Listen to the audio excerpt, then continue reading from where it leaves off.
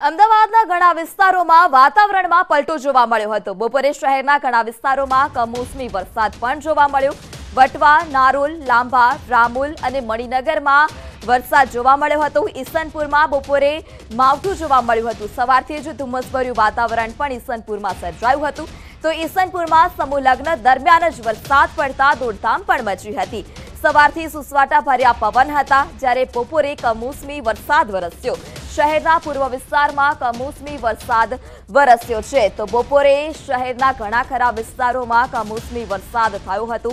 વટવા, નારોલ, લાંભા, મણિનગરમાં માવઠું પડ્યું હતું। સવારથી જ સુસવાટા ભર્યા પવન હતા અને ત્યારબાદ બપોરે વાતાવરણમાં અચાનક જ પલટો સર્જાયો હતો અને કમોસમી વરસાદ થયો હતો।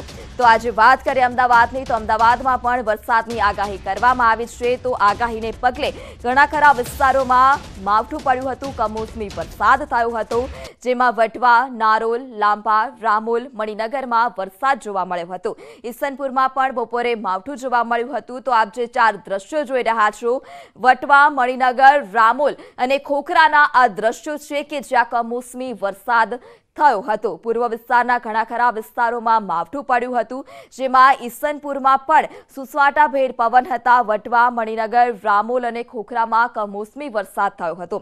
ઈસનપુરમાં બપોરે માવઠું થયું, સવારથી જ વાતાવરણ ધુમ્મસભર્યું હતું।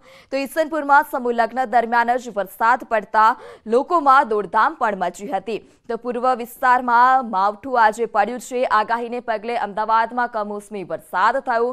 વટવા, નારોલ, લાંભા, રામોલ અને મણિનગરમાં વરસાદ થયો હતો। તો આપ જે રીતે ચાર દ્રશ્યો જોઈ રહ્યા છો કે વટવા, મણિનગર, રામોલ અને ખોખરાના આ ચાર દ્રશ્યો છે કે જ્યાં ભર શિયાળે માવઠું થયું છે અને માવઠું થતાં જ જગતનો તાત હાલ અત્યારે ચિંતિત થયો છે।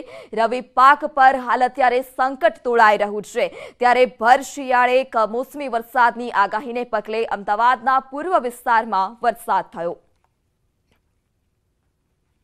તો અમદાવાદના એરપોર્ટ વિસ્તારમાં પણ વરસાદી માહોલ છવાયો છે। કરવામાં આવી છે કે આગામી 24 કલાક રાજ્યમાં વાતાવરણમાં પલટો છે તે જોવા મળશે। અત્યારે વાદળછાયું વાતાવરણ છે તે અનેક શહેરોમાં છે તે જોવા મળી રહ્યું છે, ત્યારે અમદાવાદ શહેરમાં પણ વહેલી સવારથી જ વાતાવરણ ધૂંધળું છે તે જોવા મળી રહ્યું હતું। વાદળછાયું વાતાવરણ છે તે જોવા મળી રહ્યું છે। બપોર થતાની સાથે જ છૂટો છવાયો વરસાદ છે તે પણ જોવા મળી રહ્યો છે। અમદાવાદના અલગ અલગ જે વિસ્તારો છે, લાંભા વિસ્તાર છે, ખોખરા સહિતના જે વિસ્તારો છે, એરપોર્ટ વિસ્તાર છે કે જ્યાં અત્યારે વરસાદી છાંટા છે તે પડી રહ્યા છે, એટલે કે માવઠું થઈ રહ્યું છે ને આ માવઠાના મારને કારણે ખેડૂતો પરેશાન છે। પરંતુ આગામી 24 કલાક રાજ્યના અનેક જિલ્લાઓમાં હવામાન વિભાગ દ્વારા આગાહી કરવામાં આવી છે કે જે ઝરમર વરસાદ છે તે થશે, પરંતુ આ સામાન્ય વરસાદ પણ ખેડૂતોને મોટું નુકસાન છે તે પહોંચાડી શકે છે। ત્યારબાદ કહી શકાય કે 24 કલાક બાદ ફરી લઘુત્તમ તાપમાન છે તે ઘટવા લાગશે। 3 થી 4 ડિગ્રી તાપમાન ઘટી જશે અને 30 જાન્યુઆરીથી ફરી ઠંડીનું જોર છે તે વધી જશે। કેમેરામેન ખેંગાર રાઠોડ સાથે વિભુ પટેલ, ન્યૂઝ 18 ગુજરાતી, અમદાવાદ।